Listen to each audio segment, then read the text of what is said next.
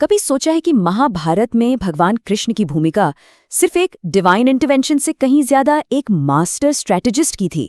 आज हम कृष्ण की उसी प्लेबुक के कुछ पन्ने पलटेंगे और देखेंगे कि उनके फैसले, उनकी नीतियां आज के लीडर्स के लिए कितने काम की हैं। चलिए शुरू करते हैं। और यही सवाल सबसे अहम है।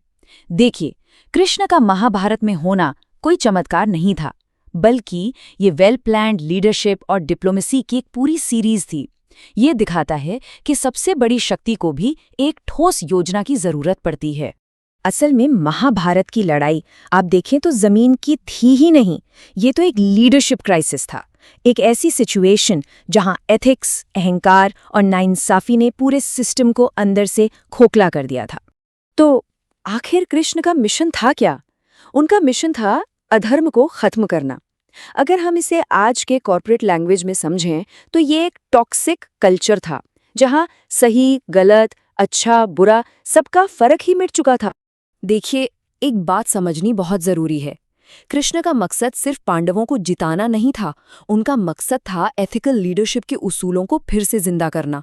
और इसके लिए सिर्फ चमत्कार काफी नहीं थे, इसके लिए एक फुल प्रूफ स्ट्रैटेजी चाहिए थी। तो चलिए देखते हैं कृष्ण की स्ट्रैटेजी का पहला कदम क्या था। डिप्लोमेसी, यानी कूटनीति। किसी भी महान लीडर की तरह उन्होंने लड़ाई को टालने के लिए हर मुमकिन कोशिश की। वो शांति दूत बनकर हस्तिनापुर गए और उन्होंने कोई बड़ी बड़ी बातें नहीं की। एक बहुत ही प्रैक्टिकल ऑफर रखा कि पांडवों को सिर्फ 5 गांव दे दो। ये कदम सिखाता है कि युद्ध हमेशा हमेशा आखिरी ऑप्शन होना चाहिए। उन्होंने दुर्योधन के सामने 2 रास्ते साफ साफ रख दिए, शांति या फिर विनाश। और दुर्योधन का बस ये एक जवाब, इसने सब कुछ बदल दिया।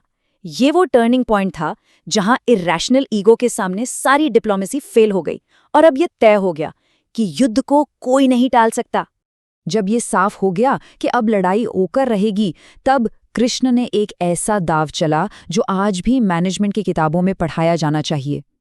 उन्होंने हथियार न उठाने का फैसला किया। ये लीडरशिप का वो सिद्धांत है जो अथॉरिटी से नहीं, इन्फ्लुएंस से चलता है। अब जरा इस बात पर गौर कीजिए, कृष्ण के पास दोनों रास्ते थे। वो चाहते तो अपनी दिव्य शक्ति से एक पल में युद्ध खत्म कर सकते थे, वो होता डायरेक्ट कमांड का रास्ता। लेकिन उन्होंने चुना दूसरा रास्ता, इन्फ्लुएंस और गाइडेंस का। उन्होंने अर्जुन का सारथी बनना मंजूर किया। सारथी, ये शब्द सुनकर लगता है कि बस रथ चलाने वाला, पर ऐसा नहीं है।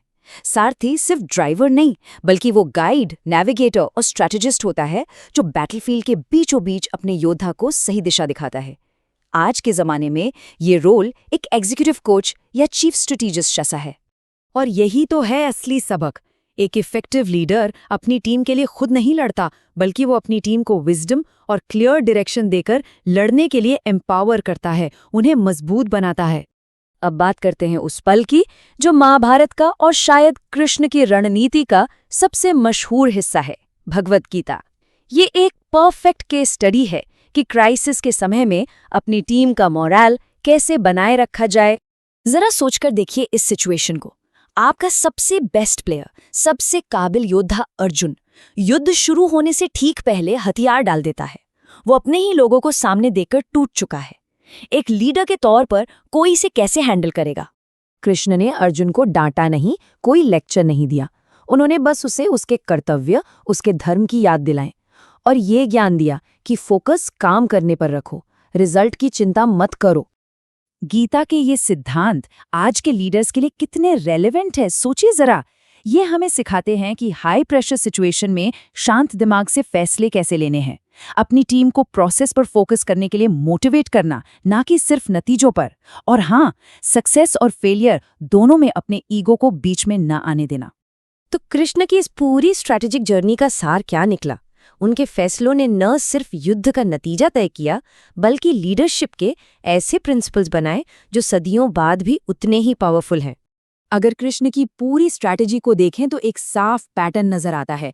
पहले एक पीस एनवॉय बने, जब वो नाकाम हुआ तो एक स्ट्रेटेजिक एडवाइजर की भूमिका निभाई और फिर एक मेंटर बनकर अपने की प्लेयर को एम्पावर किया। ये एक स्टेप बाय स्टेप सोचा समझा अप्रोच था।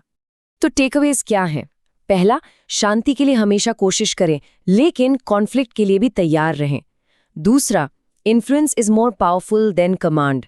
और सबसे ज़रूरी, एक लीडर का सबसे बड़ा काम केओस में क्लैरिटी देना है, मुश्किल समय में अपनी टीम को रास्ता दिखाना है।